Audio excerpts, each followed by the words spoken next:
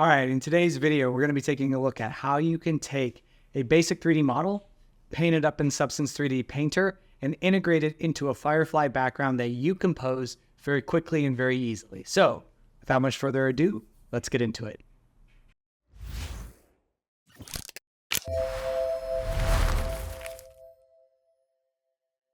Before we get into the nitty-gritty of how this was made, I actually want to talk about the inspiration behind it a little bit first. So to begin, the inspiration for this came from two main sources. Number one was my eternal love of pottery. I love the creation process of it. I love the look of it. I love the textured nature of it. I love everything about the creation of pottery. And I've also become aware of this process of Kintsugi, which is a Japanese method that is after a pot breaks, it's a way of repairing it where it's not repairing in a seamless, perfect glue you'll never notice it was broken way. It's repairing it with this lavish gold and other material that celebrates the breakage, that celebrates the path that this pot has been on and the resiliency of that. Now, I'm probably mispronouncing it and getting all that wrong, but that's basically the premise of it. But visually, it's stunning and I absolutely love it. The other inspiration source for me came from somebody within the 3D artist community named Andre Schneider, who both created and then did a really fantastic breakdown inside the community of how he created this Porsche render for his portfolio. And I just really love the discipline and the maturity of an artist to create something and then still have the confidence to put it in pretty deep darkness. So you're not always seeing all the details that you put into it. You're not always seeing every little bit of it, but it still rings true. It's just this idea that you don't have to overly light something or overly highlight all the little intricacies of what you created. So I wanted to say that before I jumped into it. Okay, so let's get into the details of this. So to begin, I needed a pot to work with, right? So the first place that I went was the Adobe Substance 3D Asset Library. Fantastic resource. I just typed in T, and I get a couple T sets here. Just limit this to models. And you can see we've got the pot here with the cup. We've got this one, which is more of a camping gear type of a thing. You can find this on your local REI. And then there's this one over here. So I went ahead and I grabbed these two, and I really wanted to focus in on this main pot here in the middle. So I went ahead and downloaded that. I took out the cup, and then my first step is I wanted to take it inside of Substance Painter. All right, so here we are inside of Substance Painter, and you can see this pot is broken up into three sections. There's the body, just the little metal bolts, and then the handle on top. So what I'm going to do in this video is I'm actually not going to go super deep into the details. If you have questions about Painter or the workflow or anything like that, you can check out my entire Painter tutorial series here on YouTube for free. But I want to get into just kind of the specifics of what I did. So we'll start with the body itself. So the first thing that I wanted to do was I wanted to get more of a ceramic feel to this. So it's a little bit less perfect. So with that, I used this ancient rough ceramic, which you can find here in the asset library, which is now directly inside of Substance Painter, a very cool little feature there. So if you just look for ancient rough, you'll see it here. You can click here to download, and then you can just apply it there. So I wanted to start, because as many of you know from my tutorials, I really like to start with the height information first before I start getting into any like details or anything like that with the color or the shininess. I really just kind of want to sculpt the micro detail of the object itself. And then from there, I added this shiny earth enamel. On top of that, I really, really like this material. I think it adds a nice little, like, very hand-created look with these vertical streaks in it. And I just thought that that was really nice. Some of the reference that I saw also pointed me to this kind of a little bit of a, like, they're just little dots, like little, almost like air bubbles, or just like minor imperfections during the baking process or something that kind of leads to these little dots. And they're just like a little bit of an added detail into that. Now to get that, you can see that inside of the dots layer, I just added a very small amount of height, a 0.02 amount of height. And then for this map, all I used was the grunge spots texture map, and then just controlled the contrast on it to kind of dial that in a little bit. So you can see that it's just a series of small dots that are spread out over all of it. And then I use the height channel to really kind of push those up a little bit. Now, let's get into the gold height stuff that we're doing here. Awesome. So this part was a lot of fun. So this involved a lot of looking at reference, and I can kind of show you a little bit more in a little more detailed way how I was able to do this. So I can, I'll go and just turn that off for now. And for me, I just use these like this clean gold, or did I use the clean gold or the gold neutral? Yeah, this guy, because it's got a little more texture to it. So I just went ahead and dragged and dropped it on here. Then I went ahead and made a mask for it. And I just added paint. Now, you can certainly go through and add paint to this if you want through the paintbrush. But what I did with this was I really wanted to get along this, use the path tool for this one for a few reasons. One, it's more interchangeable, like you're able to update it. So you can see, like I'll just click here. And you can kind of go around here and like, let's just use this as an example for now. And anytime you see this, anytime it kind of goes over a curve and you miss something, just add a point there in the middle and you're all good. So the things that I really wanted to do here was, I wanted to adjust the size, and you can do that after the fact. You can go through and if you like want to adjust the spacing on it, which was kind of nice just to kind of break it up a little bit. And you can adjust like a little bit of the size jitter, right? And a little bit of flow jitter if you want, a little angle jitter, position jitter if you want to make it a little bit less perfect. So doing all of that inside the path tool was like clutch. The other thing that was really nice was that when I was looking at reference on this, I noticed a lot of more straight lines as opposed to kind of curved lines. So it was very easy to break the path into more of a, hard angle edges, like that kind of thing. That one needs to be up to 2. There we go. So I thought that was a really nice way of doing that. Additionally, I can go in and the nice thing too was that I did a bunch of different paint strokes so that I can control them individually. Because what I was noticing is that there wasn't like a uniform size to any of this. So I've got this paint, and inside the paths of that, you can see there's a bunch of different ones. Well, the ones that we're looking at now are on the other side. And you can see that I treated each one differently, but you can put them inside all inside the same paint node by creating different paths inside the pack node. So fun stuff there. Oh, and then you can see I did a separate one as well, because as of the recording of this, there's not a path fill tool that allows me to just kind of fill this in the middle. And you can see the other thing that I did was I liked kind of this process here, but what I did was I just kind of wanted to fill that in a little bit. Because one thing I should point out too that I did with the original paths as well is I used this Kyle brush preset for the alpha. So I didn't use just like a straight up brush for it. Let me show you that. So inside the brush tool, you can see there's all these different Kyle brushes in here. I don't know who Kyle is, but I'm very grateful for all the work that he's put in to make some incredible little brushes. So there's just a way, again, it's all kind of in a line, but just a way to get a little more imperfection in there, which was really nice. The other thing that I did was after I kind of set this up, and then I created the levels to kind of flatten it out on the top end. And you can see that here. I just kind of push this value down a little bit to get that in there. And then I created an anchor point. And again, if you need to know about anchor points, check them out in the Painter tutorial. But basically what I did here was I took this and I wanted to create a little bit more variation inside of that top point. So I went ahead and I grabbed let's take these off.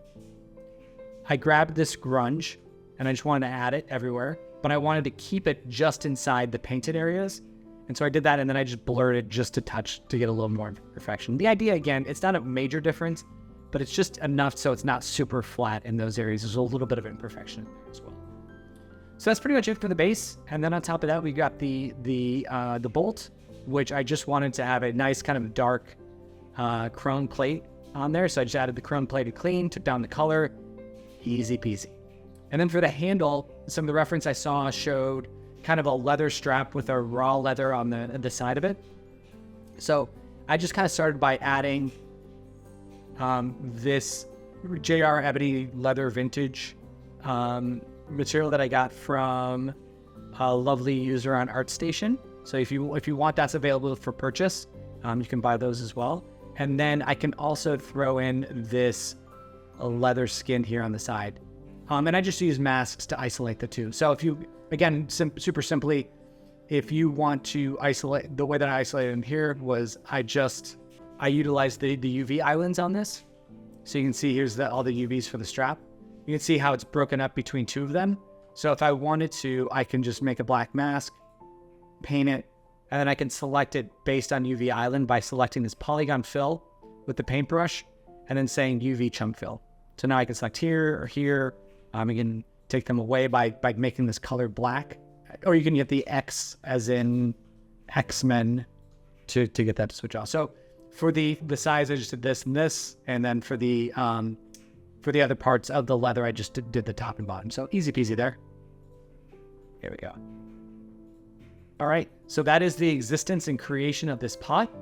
Now it is off to sending it into Stager for the next part of this process. And to get into Stager, you simply just click File, Send to Substance 3D Stager. All right, so here we are inside of Stager. Everything transferred over nice and cleanly and lovelily, and we are ready to go. So the next step in the process, again, not going to get into super nitty-gritty details. If you want, I've got a whole Stager tutorial series on the YouTube channel. Check that out. The things that I did was I created this camera.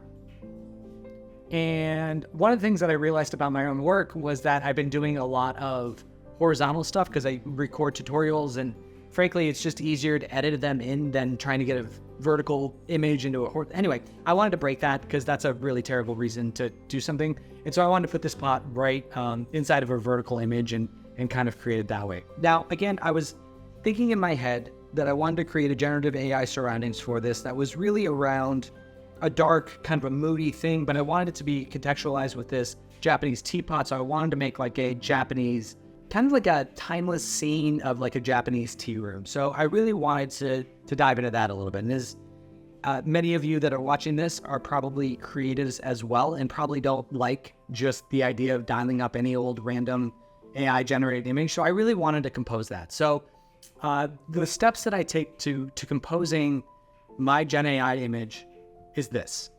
I will take some 3D models from the asset library. In this particular case, I grabbed this tray, this teapot, this cup, and the cup that comes with this. And you can simply drag and drop them into the scene. And I compose them like this. So I'll kind of back this out here. So I've got just a couple of planes that you can create over here to the side. So planes, and I move them into place. I created this tray underneath it, a couple cups on the side, and then I just kind of like sprinkled some cups and pots and things around. Now, why am I doing that? This is because that those objects can be imported into Adobe Firefly through the web app at this time and can drive the way that the image is composed. And I'll show you how that works for a second. So now I'm going to turn off my hero teapot just by clicking this little eye icon there. And I just want to render out these components. So I can go into the render window. And honestly, it doesn't even really matter if you can just use the real-time renderer too. And you can just render it out. And it's immediate. So what you can then do is you can then take this scene into Adobe Firefly. And again, use this to drive the image. So let's just go through what that means. So I'll go ahead and make it the portrait aspect ratio. I'll put it, no, make sure you don't put it in the object section. Make sure you put it in the structure reference section. And then you're going to want to turn the strength all the way up. And this is where the normal generative AI stuff comes in. So I'll type this in. It's like, Japanese tea room, dark, woody, cinematic, all this kind of stuff. And then the other main thing is I want to turn off some of this other stuff down here that comes in by default. So like art, fantasy. I like cinematic, so we'll keep that. We'll just keep the hyper realistic for now. Make sure it's a photo. And then you can go through and click whatever of these effects that you want given your particular scene. You know, I chose things like film noir, antique photo, grainy film, beautiful, because like, why wouldn't you want it to be beautiful? Come on. And then for the concepts here, we just kind of want it to be like, you know, muted colors, the lighting I want in dramatic lighting, and the camera angle. This was kind of a close up kind of a deal, so I wanted that too. So all that in, try it out. Great. And now you can see that the image that I created matches the structure reference of what I did here, which is lovely. So what I did was I went through this a handful of times, and this was the image that I ended up with, and I really wanted to work with. Now this one I really, really liked. So we're gonna use this one back in our stager scene. So hopping back into stager, go back into the design tab here, and you can see again, I've got all of these objects that were the placeholder for that Gen AI image. I don't need them anymore at all. So what I could do is I can go ahead and just turn them off. I've got them all listed inside. This is just my workflow. I put them all inside of a folder called Gray Box, so that I can just easily turn that off, turn the pot back on, and then I can go back into my camera. I can drop this image directly into the scene here. Awesome. Now what I can do, I'm going to just turn off this show grid, is I've got this match image button, which is awesome. Click that guy.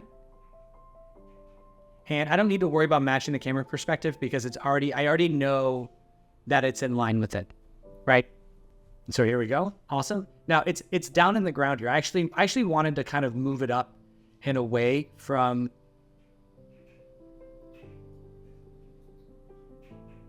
I kind of wanted to place it up on this tray a little bit, like just kind of pop it up there, because I think that's actually kind of cool.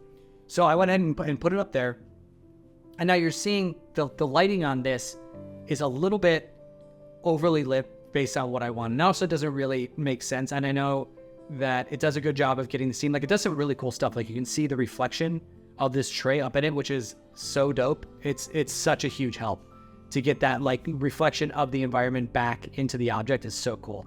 But it's a little overly lit for me, for the style that I'm going for. So what I do is inside the environment tab, I go to the lights. I will go ahead and turn off these other image lights, and I'll just start with the general environment. So this is kind of always where I start.